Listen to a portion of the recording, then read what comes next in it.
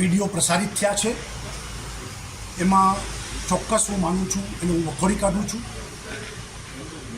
હિન્દુ સંસ્કૃતિ, આપણી પરંપરા અને નવરાત્રિનું મહત્ત્વ. નવરાત્રિ ઉત્સવ એ માતાજીની આરાધનાનો ઉત્સવ છે.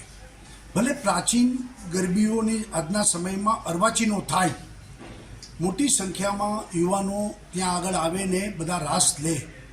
નાચવું અને રાસ લેવું એ બેમાં ફેર છે.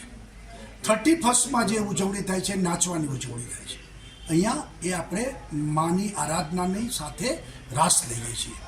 ત્યારે જે ગઈકાલે શકીરાના ડાન્સ અને આ પ્રકારનું જે પ્રકારે એક આયોજકે કર્યું છે એને હું સખત શબ્દમાં વખોડું છું.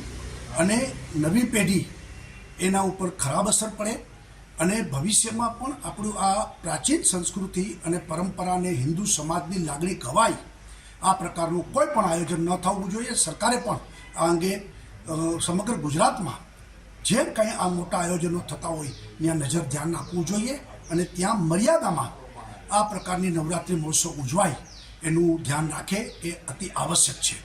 બાકી તો 31st કલ્ચર અને નવરાત્રિ કલ્ચરમાં વાસ્ટ ડિફરન્સ છે. અહીંયા એક આરાધનાનું આ આપણું પર્વ છે, અહીંયા મર્યાદાઓ છે, અહીંયા સ્ત્રી દાક્ષિણ્ય છે અને આ નવરાત્રિ મહોત્સવ જ સ્ત્રીઓના સન્માનનો કાર્યક્રમ છે. અને એમાં આ પ્રકારના જે ડાન્સો છે એ કોઈ પણ સંજોગોમાં ચાલે નહીં અને આ પ્રકારે અટકાવવું જોઈએ.